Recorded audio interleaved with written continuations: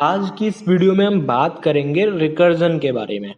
लेकिन रिकर्जन को स्टार्ट करने से पहले मैं आपसे पूछना चाहता हूं, क्या आपको एक कॉन्सेप्ट याद है जो कि मैंने आपको इस कोर्स के दौरान बताया था? उस कॉन्सेप्ट का नाम है, क्या होगा अगर एक फंक्शन दूसरे फंक्शन को कॉल करता है। तो मैं आपको वो स्लाइड दिखा देता हूं थोड़ा सा। तो वो ये है स्लाइड। ये स्लाइड मैंने आपको दिखाई थी जब मैं आपको इस कॉन्सेप्ट को बता रहा था कि क्या होगा जब एक फंक्शन दूसरे फंक्शन को कॉल करता है। एक्चुअली प्रॉब्लम यहाँ पे क्या थी, जो सॉरी प्रॉब्लम नहीं, हमको इसको कॉन्सेप्ट बोलेंगे। हमारा कॉन्सेप्ट यहाँ पे ये बन रहा था कि लेट से मैंने यहाँ पे F1 को कॉल किया। अब F1 को मैंने कॉल किया तो ये अपनी डेफिनेशन पे जाएगा। अब ये अपनी डेफिनेशन पे गया तो अपने टास्क को एग्जीक्यूट करेगा। तो सबसे पहले इसको क्या करना है, print high I am F1, तो ये प्रिंट कर देगा, कोई प्रॉब्लम नहीं आएगी। लेकिन जैसे ये नेक्स्ट लाइन को एग्जीक्यूट करने वाला होगा तो इसने देखा कि यहाँ पे F2 जो है फर्दर एक कॉल है। तो ये F2 जो है एक कॉल है, तो यहां से स्विच करके सीधा कहां पे चला जाएगा, इस फंक्शन की डेफिनेशन पे चला जाएगा। देखो यहां से इसने F2, ये जो लाइन है इससे नीचे जो लिखा हुआ that is return y asterisk 4, इसको इसने होल्ड पर रख दिया। क्या कर दिया, होल्ड पर। मतलब यहां से नीचे जितने भी लाइन होंगी सब होल्ड पर रख जाएंगी। कब तक, जब तक F2 जो है अपना काम करके वापस नहीं आ जाता। ये मैंने आपको ढंग से पूरा डिटेल में समझाया है, आप जाके उस वीडियो को देख सकते हो। अगर आपको पता है तो आप इस वीडियो को कंटिन्यू कर सकते हो, कोई प्रॉब्लम नहीं है। ओके, लेकिन अब हमारा रिकर्जन क्या होता है। अगर मैं यहीं पे मैं अगर आपसे एक बात बोलूं कि क्या होगा अगर F1 F2 को कॉल ना करके खुद को ही कॉल कर ले। F1 F2 को कॉल ना करके खुद को ही कॉल कर ले, इसका मतलब क्या है, F1 ने खुद को ही कॉल कर लिया।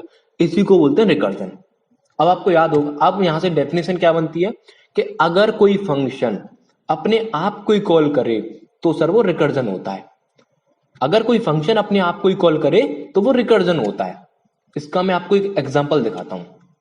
देखो एग्जाम्पल से और प्रोग्राम से जल्दी समझ में आएगा एज कम्पेयर टू जो जो है ना, हमारे जो पूर्वजों ने जो मतलब कि एक डेफिनेशन से पहले बताते हैं, ऐसे नहीं, हमें एक एग्जाम्पल से समझना है, ज्यादा अच्छे से समझ में आएगा। ओके, तो एग्जाम्पल की तरफ चलते हैं। Okay, so this is our example. यहाँ पे आपको ध्यान से देखना और ऑब्जर्व करना है चीजों को। देखो मैंने यहाँ पे एक फंक्शन बनाया फैक्टोरियल के नाम से। ऑब्वियस सी बात है, क्या करेगा, किसी भी इंटीजर का, ऑब्वियस सी बात है पॉजिटिव इंटीजर का ये क्या करेगा, फैक्टोरियल निकाल के देगा ये फंक्शन। ओके, अब यहाँ पे मुझे ये बताओ, क्या मैंने फैक्टोरियल को अगेन कहीं इस डेफिनेशन के अंदर कॉल किया है? हाँ किया है। यहाँ पे देखो, फैक्टोरियल ऑफ x-1, मतलब इतना तो समझ में आ गया, यहाँ रिकर्जन यूज हुआ है। अब रिकर्जन है क्या, रिकर्जन है क्या चीज, ये हम समझते हैं। पर अभी आपको इतना समझ में आना चाहिए कि अगर कोई प्रोग्राम लिखा है तो क्या आप उस लायक हो चुके हो कि उस प्रोग्राम को ये आइडेंटिफाई कर पाओ कि वो रिकर्जन का यूज कर रहा है कि नहीं कर रहा। तो सिंपल सी बात है, आपको क्या देखना है, अगर एक फंक्शन अपने आप को ही कॉल कर रहा है इसका मतलब वो रिकर्जन को फॉलो कर रहा है, और इस फंक्शन को क्या बोलते हैं हम, रिकर्सिव फंक्शन। अब थोड़ा सा बात कर लेते हैं इसकी डेफिनेशन की तरफ कि रिकर्जन होता क्या है। सर रिकर्जन एक टेक्निक है, रिकर्जन एक प्रोग्रामिंग टेक्निक है। इस प्रोग्रामिंग टेक्निक में हम क्या करते हैं, एक बड़ी सी प्रॉब्लम को क्या करते हैं सर, छोटी छोटी सब प्रॉब्लम्स में डिवाइड करते हैं। एक बड़ी सी प्रॉब्लम को छोटी छोटी सब प्रॉब्लम्स में डिवाइड करते हैं, और तब तक डिवाइड करते जाते हैं जब तक हमें एक ऐसी प्रॉब्लम नहीं मिल जाती जिसका हमें डायरेक्टली सॉल्यूशन पता रहता है। अभी आपको कुछ भी समझ में नहीं आया होगा, लेकिन फिर भी आप इसको थोड़ा सा और कंसंट्रेट और एक बार दोबारा से सुनिए। रिकर्जन एक प्रोग्रामिंग टेक्निक है। इस प्रोग्रामिंग टेक्निक में हम क्या करते हैं, एक बड़ी सी प्रॉब्लम को छोटी छोटी प्रॉब्लम्स में डिवाइड करते हैं। अब तब तक हम डिवाइड करते जाएंगे, और देखो सब प्रॉब्लम्स बोल रहा हूं मैं यहाँ पे, बड़ी प्रॉब्लम को सब प्रॉब्लम्स में, और सारी की सारी प्रॉब्लम्स कैसी रहती हैं, सिमिलर रहती हैं। इनमें हम डिवाइड करते हैं, कब तक करते हैं, जब तक हमें एक ऐसा केस नहीं मिल जाता जिसको हमें पता रहता है डायरेक्टली कि उसको सॉल्व कैसे करना है। अब इसको एग्जाम्पल से ज्यादा अच्छे से समझ में आएगा। ये था डेफिनेशन। अब इस एग्जाम्पल को समझते हैं कि इस एग्जाम्पल में हो क्या रहा है। तो उसके लिए हम चलेंगे अपने पीपीटी की तरफ। देखो यहाँ पे आप देख सकते हो ध्यान से, यहाँ पे मैं क्या कर रहा हूँ, कर्सर कहाँ गया, ये रहा। मैं यहाँ पे प्रिंट कर रहा हूँ, मतलब कि मैं कॉल कर रहा हूँ फैक्टोरियल नम को। फैक्टोरियल नम मतलब ये 3 जो है यहाँ पे पास हो जाएगा। अब फैक्टोरियल 3 पास हो गया यहाँ पे 3, तो फैक्टोरियल 3 जैसे ही मैं कॉल करूंगा तो ये कहाँ पे जाएगा, अपनी डेफिनेशन पे। अब पिक्चर यहाँ से स्टार्ट होती है। फैक्टोरियल 3 को जैसे ही मैंने कॉल किया वो अपनी डेफिनेशन पर जाएगा। अब वो अपनी देखो ये जो टू है और ये जो एरो है इसको भी नेग्लेक्ट करके चलो, ये प्रेजेंटेशन बनाने में मेरे से प्रॉब्लम हो गई है। तो बस अभी आपको इस पे फोकस करना है। मैं बोल दूंगा ये टू और एरो कब आपको इंक्लूड करना है, ये भी कुछ नहीं है यहाँ पे। सो फैक्टोरियल 3 को जैसे ही मैंने कॉल किया, फैक्टोरियल 3 अपनी डेफिनेशन पे गया। वो तो बोलेगा भैया मैं तो एक कॉलिंग हूं, तो मैं अपनी डेफिनेशन पे जाऊंगा, क्योंकि मुझे तो डेफिनेशन से ही पता लगेगा कि मुझे करना क्या है। ओके, अब ये 3 है आपका, ये जो 3 है ये पास हो जाएगा इस एन में, एन में पास हो गया। अब क्या 3 इक्वल टू 1 है? नहीं, तो हम जाएंगे एल्स वाले पार्ट में। अब एल्स वाले पार्ट में हम गए तो इसने क्या कहा, रिटर्न कर दो n asterisk factorial of n minus one. अब एन क्या है यहाँ पे 3, क्योंकि ये 3 यहाँ पे पास हुआ है, ये तो 3 आर्ग्यूमेंट है, वो इस एन पैरामीटर में पास हो गया है। तो एन की वैल्यू कितनी हुई 3। अब होगा क्या, इसका मतलब रिटर्न करना है मेरे को इस एन की वैल्यू 3 को into factorial of n minus one, that is factorial of 2। अब इस 2 को आपको इंक्लूड करना है, तो अब मेरे को रिटर्न करना है 3 एस्ट्रिक फैक्टोरियल ऑफ 2। लेकिन सर प्रॉब्लम फिर से एक और है, फैक्टोरियल ऑफ 2 मेरे को पता नहीं है। इसका मतलब मुझे क्या करना पड़ेगा, ये एरो दिखा रहा है कि 3 यहां से पास हुआ है। ओके, अब मेरे को क्या करना पड़ेगा, फैक्टोरियल ऑफ 2 कैलकुलेट करना पड़ेगा। अब देखो क्या हुआ, जब मैंने फैक्टोरियल 3 को कॉल किया तो वो अपनी डेफिनेशन पे गया।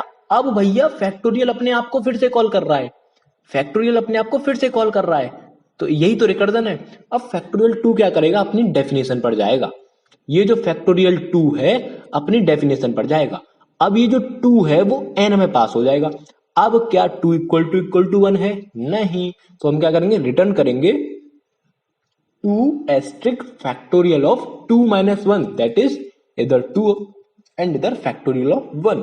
अब फिर से वो कहेगा मैं कैसे रिटर्न कर दूं इसे, मुझे तो फैक्टोरियल ऑफ 1 की वैल्यू ही नहीं पता।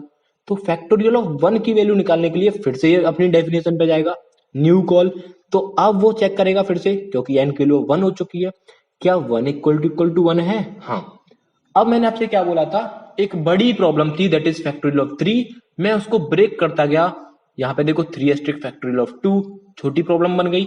अब 2 एस्ट्रिक फैक्टोरियल ऑफ 1 और छोटी प्रॉब्लम बन गई। अब फैक्टोरियल ऑफ 1, ये जो फैक्टोरियल ऑफ 1 है ये वो प्रॉब्लम है जिसको मुझे डायरेक्टली सॉल्व करना आता है। तो इसकी फैक्टोरियल ऑफ 1 की वैल्यू क्या होगी, हमें पता है 1 होगी, तो यहां से 1 जो है वो डायरेक्टली रिटर्न हो जाएगा इस फैक्टोरियल ऑफ 1 को। तो इस अगर factorial of 1 that is function call, ये जो फैक्टोरियल ऑफ 1 है ये फंक्शन कॉल है, तो ये फंक्शन जो है 1 रिटर्न करेगा, लेकिन 1 किसको रिटर्न करेगा, अपने कॉलर को। ये जो फैक्टोरियल 1 है, ये जो फैक्टोरियल फंक्शन है ये 1 किसको रिटर्न करेगा, जिसने इस फैक्टोरियल को कॉल किया है। तो इसने कॉलर यहाँ पर है फैक्टोरियल 1, तो इसको पूरे को रिप्लेस करके मैं क्या कर दूंगा 1। अब यहाँ पे क्या हो जाएगा 2 इंटू 1, तो 2 इंटू 1 दैट इज 2। अब रिटर्न वैल्यू क्या हो चुकी है आपकी 2। अब ये 2 किसको रिटर्न होगी, जिसने इस वाली डेफिनेशन को कॉल किया है। किसने किया है, फैक्टोरियल ऑफ 2 ने। तो यहां से कुछ इस तरह से ये 2 है, देखो 2 इंटू 1, देखो ये वाला 1 नहीं है, ये तो इस पैरेंथेसिस के अंदर है, ये वाले 1 की बात कर रहा हूं, ये वाले 1 जो यहां से उठ के यहाँ पे आया। तो 2 इंटू 1 दैट इज 2। अब ये 2 जो है वो कहां पे रिटर्न हो जाएगा, इस फैक्टोरियल ऑफ 2 में। देखो ये वाला 2 कौन सा है, इस पैरेंथेसिस के अंदर लिखा हुआ है। तो फैक्टोरियल ऑफ 2 कितना हो जाएगा 2। अब यहाँ पे 3 इंटू 2 कितना हो जाएगा, दैट इज 6। तो अब यहां से 3 इंटू 2 दैट इज 6। अब ये किसको रिटर्न होगा, जिसने इसको कॉल किया था, फैक्टोरियल ऑफ 3 ने कॉल किया था। इस तरह से x इक्वल टू कितना आ गया आपका 6 आ गया। तो एक बार इसका इमेज भी आप देख लो यहाँ पे। ओके, सो पीपीटी से तो आपको समझ में आ गया। अब मैंने यहाँ पे एक इमेज भी आपके लिए बना के रख दी है। ये मतलब पूरा का पूरा दिखा रहा है, ये इमेज ये शो कर रहा है कि क्या क्या स्टेप्स एक्चुअली हो रहे हैं। देखो 3 यहाँ से यहाँ पे पास हुआ, उसके बाद ये सब मैंने आपको पूरा एक्सप्लेन कर दिया है डिटेल में। आप आई होप अब आपको इसको समझ में आ गया होगा कि किस तरह से रिकर्जन जो है काम करता है, किस तरह से रिकर्जन जो है काम करता है। एक्चुअली यहाँ पे एक चीज और आपको याद रखनी है जो इंपॉर्टेंट चीज है बहुत ज्यादा, अगली स्लाइड पर होगी वो। इंपॉर्टेंट पॉइंट जो है रिकर्जन के बारे में वो ये है कि अगर आप किसी रिकर्सिव फंक्शन बनाना चाह रहे हो तो आपको एक बात का याद रखना है कि उसमें एक बेस कंडीशन जरूर होनी चाहिए।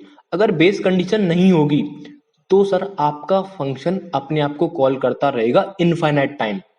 ये बात सर बहुत इंपॉर्टेंट चीज है कि अगर आपके फंक्शन मतलब कि जब भी आप रिकर्जन अप्लाई करने की कोशिश कर रहे हो तो आपको एक बेस कंडीशन आपके दिमाग में जरूर क्लिक करनी चाहिए।